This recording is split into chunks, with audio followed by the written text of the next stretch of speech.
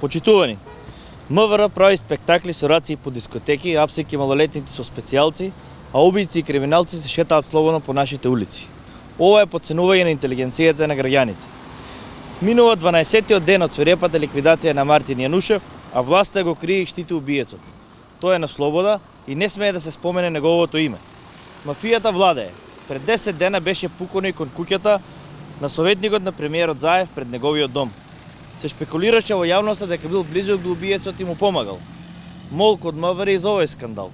Не се знае кој пукал кон владиниот советник и зошто.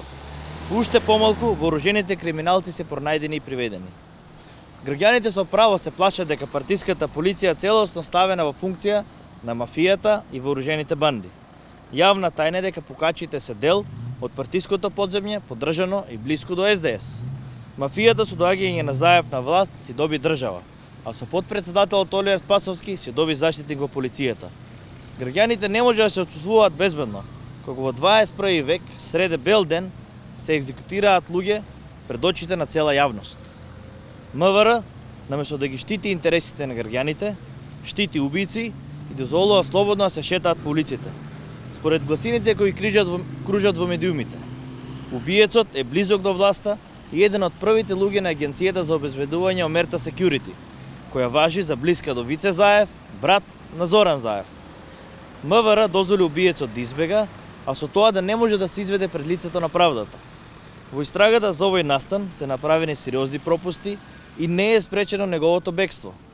Фотороботот е алатка која што служи за граѓаните да може да го препознаат убиецот и да пријават кај надлежните органи. Фоторобот во овој случај не постои и покрај тоа што убиството е извршено среде бел ден, на фреквентна локација на која има голем број на минувачи и безбедносни камери.